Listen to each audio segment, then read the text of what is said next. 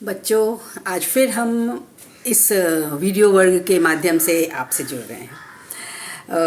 विविध विषयों के साथ साथ हमने चर्चा की थी कि हम भाषा विज्ञान पर भी एक वर्ग केंद्रित करेंगे जिसमें सारे बच्चे इन्वॉल्व हो सकते हैं। सबने इच्छा व्यक्त की थी कि मैं इस विषय पर बोलूं, तो आज मैं भाषा विज्ञान पर आपसे बात करती हूं। इसमें मैं बात करूंगी भाषा क्या है, भाषा की बुनावट क्या है, भाषा का प्रयोग कैसे करते हैं, भाषा विविध चरणों में कैसे आती है, इसका विशिष्ट विज्ञान क्या है। तो भाषा विज्ञान कहने के लिए कठिन लेकिन बड़ी सरल और मनोरंजक विज्ञान है, और यह विषय ऐसा है जिस पर बोलने में मुझे सदा से रुचि रही है और आप सबने जिज्ञासा भी की, तो मैं बहुत प्रेम से आज यह वर्ग आप लोगों के साथ संपन्न करना चाहूँगी। यह अपने हृदय की ऐसी अभिव्यक्ति है जो मनुष्य को मनुष्य से जोड़ती है। और मनुष्य ही क्यों, भाषा तो प्रकृति की भी होती है, भाषा पशु पंछी की होती है और भाषा आँखों की भी होती है। सैना वैना इशारे जिसको कहते हैं, उसकी भी एक भाषा होती है। तो भाषा आपस में जोड़ने की बड़ा सुंदर एक सूत्र है, और इस सूत्र में बंधते हैं कैसे, और इस सूत्र में क्या तत्व हैं, कौन कौन से सूत्र हैं, कौन कौन से पॉइंट हैं जिससे इसकी एक संरचना होती है। और ये संरचना की एक विशिष्ट पढ़ाई होती है जो हम भाषा विज्ञान के अंदर पढ़ते हैं। हम सब जानते हैं कि भाषा दो रूपों में प्रयुक्त होती है। भाषा का एक व्यावहारिक पक्ष होता है और एक कार्यालयीय पक्ष होता है, ऑफिशियल लैंग्वेज जिसको कहते हैं। तो या फिर लेखन की भाषा अलग होती है, वाचन की भाषा अलग होती है। हम कहाँ बोल रहे हैं वहाँ भी भाषा का प्रयोग सोच समझ के किया जाता है। जैसे हम कहीं गांव में बोल रहे हैं तो हमारे शब्दों की बुनावट कुछ अलग होगी, हम अलग ढंग से एक्सप्रेस करेंगे अपने आप को। मैं विद्यार्थियों से संबोधित होती हूँ तो हमारी भाषा अलग होती है, छोटे बच्चे से या फिर बुजुर्ग से या फिर साथियों से अलग अलग तरह की भाषा शैली का प्रयोग करके हम जुड़ते हैं और अपने आप को अभिव्यक्ति देते हैं। और बच्चों, साहित्य की जो अभिव्यक्ति होती है, बड़ी विशिष्ट भाषा का प्रयोग हम करते हैं। उसमें परिनिष्ठित भाव संरचना होने चाहिए और सोच समझकर शब्दों का चयन करते हैं साहित्य में। और साहित्य में जो हम विषय लेते हैं, विषयानुकूल भी भाषा होनी। जैसे हम अगर ओज गुण की रचनाएं लेंगे तो हमारे ओजस्वी चयन होंगे। अगर हम करुण रस की बातें कहेंगे तो कुछ मधुर शब्दों का चयन करेंगे। उसी प्रकार श्रृंगार के शब्दों के अलग प्रयोग होंगे, श्रृंगार के रस के अलग प्रयोग होंगे। इस प्रकार अलग अलग तरह से हम भाषा को कैसे घुमाते हैं, बड़ी रुचिकर यह अवस्था होती है। जब हम किसी वृद्धजन से बात करते हैं तो हमें अत्यंत सौम्यता आ जाती है, अनायास ही आ जाती है। यह हमारी संस्कृति हमें सिखा देती है, हमारा आबो हवा और संपूर्ण वातावरण, हमारे पठन पाठन, हमारी शिक्षा, हमारे गुरुजन, यह भी हमें उंगली पकड़कर भाषा के माध्यम से दुनिया में प्रवेश कराती है। और यह विषय सचमुच बड़ा रुचिकर हो जाता है। तो इसको हम दो भागों में बांट लेते हैं, एक व्यावहारिक है और एक सैद्धांतिक है। व्यावहारिक की बात अभी हमने की कि हम कहाँ कैसे अपने यहाँ कहते हैं संस्कृत है कूपजल और भाखा बहता नीर। कबीर साहब ने कहा था कि भाषा बहता हुआ पानी है, वह जिस मिट्टी से होकर गुजरती है वहाँ की खुशबू अपने अंदर समेटती हुई चलती है। और यहाँ पर तो हर 4 गांव पर भाषा बदल जाती है।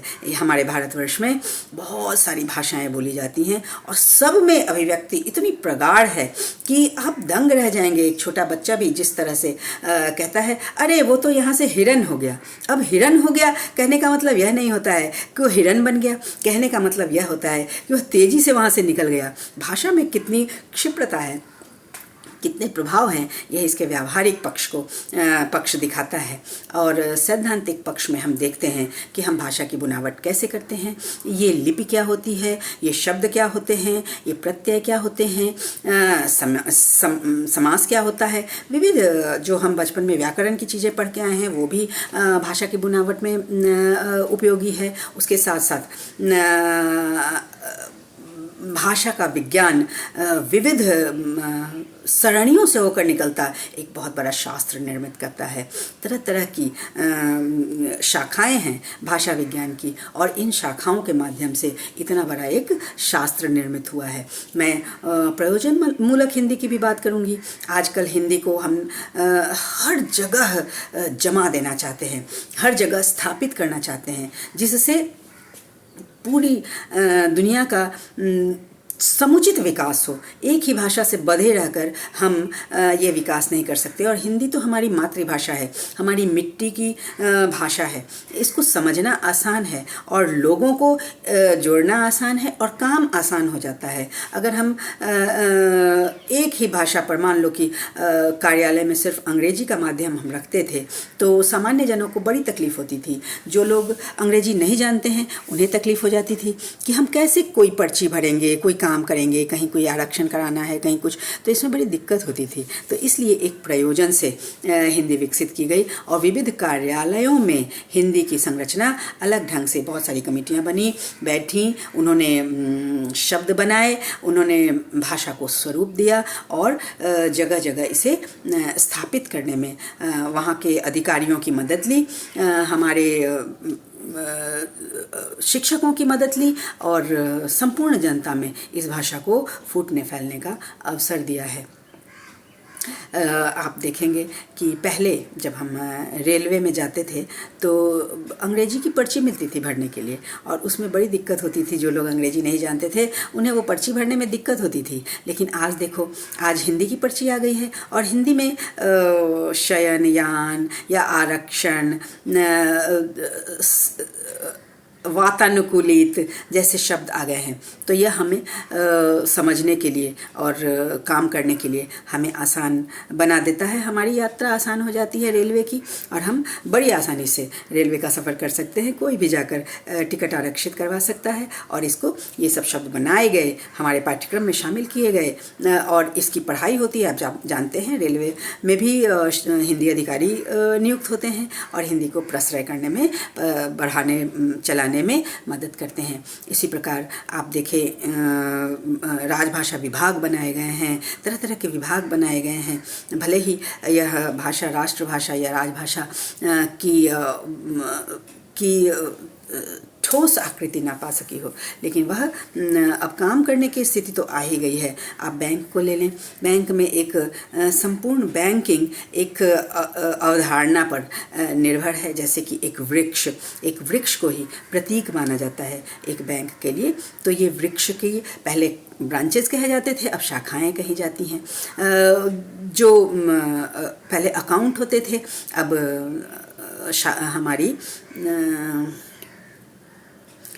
हमारे खाता होते हैं। शब्द छूट जाते हैं बच्चों, लेकिन ये तो हमारी भाषा है, ये तो हमारी बोलचाल है। तो खाता खोलते हैं, कोई भी गांव से आकर, कोई भी आकर इस खाता को खोल सकता है। और इस बैंकिंग में इसकी जड़ें हैं। जड़ यानी कि मूल जहाँ की खाद पानी डालते हैं तो विकसित होते हैं वृक्ष। उसी प्रकार इसमें जो हम फंड डालते हैं, जो अपनी राशि डालते हैं, यह खाद पानी का काम करता है और बैंक विकास पाते हैं। इसी प्रकार से आप देखेंगे हमारे कानून में हिंदी, न्यायालय में हिंदी का विकास कैसे हुआ, कैसे इन्हें हम न्यायालय में लेकर आए। तो न्यायालय में अभी भी थोड़ी तकलीफ है, हिंदी में जजमेंट नहीं हो रहे हैं। कोर्ट में बहस लोग करते हैं अंग्रेजी में, जिससे अब सुधार हो रहा है। अभी मैं मॉरिशस के विश्व हिंदी सम्मेलन में गई थी, तो वहाँ बताया गया कि विश्व हिंदी सचिवालय के माध्यम से खूब काम हो रहे हैं और अब कोर्ट में भी, न्यायालय में भी हिंदी प्रवेश पा चुकी है और जज इसका हर जगह के जज इसमें सहयोग कर रहे हैं। उत्तर प्रदेश में तो कई जजमेंट भी ये हुए हैं हिंदी में, तो हिंदी भाषा वहाँ भी अपनी आकृति पा रही है और इसका प्रसार बहुत अच्छे से हो रहा है। कुछ शब्दों को पहले कानून में हिंदी नहीं के बराबर थी, बल्कि नहीं थी, उर्दू के खूब शब्द थे, तो उन शब्दों को हिंदी ने स्वीकार कर लिया। अपने शब्द नहीं रखे क्योंकि वो शब्द चल निकले थे और उसके अर्थ जन जन को पता थे, तो जो अर्थ जनता के हृदय में समा जाए वह शब्द उनके लिए स्वीकार्य है। तो आप जानते हैं कानून में वारंट, सम्मन, ये सब बाहरी शब्द हैं। वारंट अंग्रेजी शब्द है जिसको कि हिंदी ने स्वीकार कर लिया और वारंट ही चल रहा है। सम्मन उर्दू शब्द है, तो उर्दू शब्द ही चल रहा है, तो कुछ शब्द इनको स्वीकृति मिल गई है हिंदी भाषा में। इससे हिंदी बढ़ती है, इससे हिंदी विकास पाती है। हम सीमित दायरे में क्यों बंद कर रहे हैं, हम विकास की ओर बढ़ रहे हैं। तो तरह तरह के शब्दों को अपने कोश में शामिल करते चलें। हमारी हिंदी भी विविध कोशों में जा रही है, ब्रिटेनिका में जा रही है, उसके अर्थ उसी रूप में लिए जा रहे हैं जिस रूप में हम लेते हैं। तो हिंदी को भी विकास मिल रहा है और हिंदी इस रूप में बाहरी शब्दों को लेने के लिए तैयार है, उसकी बाहें खुली हैं। और बहुत सारे शब्द आप देखते हैं जैसे कि स्टेशन है, हॉस्पिटल है, ये सब शब्द हिंदी में स्वीकार कर लिए गए हैं। अब कोई भी स्टेशन को स्टेशन ही कहता है, हॉस्पिटल को बहुत हुआ तो अस्पताल कहते हैं, अपनी तरह से बना लेते हैं, लेकिन है वही मूल शब्द। तो इस प्रकार भाषा का विकास होता है। हम भाषा विज्ञान की विविध सरणियों में इसकी विविध शाखाओं की चर्चा करेंगे। अभी थोड़े से इशारे हमने किए भाषा विज्ञान के तरफ आप लोगों का। आप इसको ध्यान से सुन के समझ के अपने प्रश्न बनाएं और इन प्रश्नों को आप व्हाट्सएप पर रखें। हम इसको विस्तार से इसका अध्ययन करेंगे और इसकी पढ़ाई करेंगे। ये एक छोटा सा संबोधन मैंने किया भाषा विज्ञान में प्रवेश के लिए, जिससे कि हमारा अगला वर्ग इस प्रवेश के साथ बढ़े और हम सब इसी प्रकार इन वर्गों से जुड़े रहें, बढ़ते रहें और हमारा पठन पाठन चलता रहे। जो छूट गया है वर्ग में नहीं मिल रहा है, लेकिन इस तरह से तो हम मिल ही रहे हैं और हमारा काम बहुत गति में है।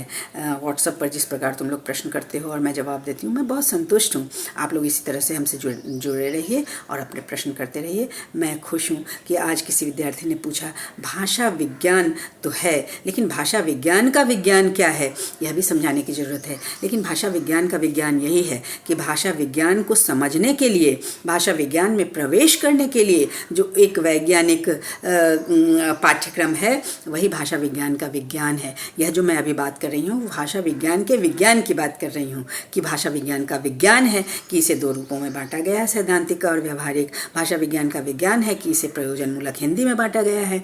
भाषा विज्ञान का विज्ञान है कि शब्दों को प्रसरित करने के लिए कौन कौन से काम कर रहे हैं, ये भाषा विज्ञान के विज्ञान के तहत हो रहा है। तो भाषा विज्ञान का अपना विस्तृत विज्ञान है जिसे हम विकास कर रहे हैं और जिसके माध्यम से हम अपनी भाषा को विकास दे रहे हैं।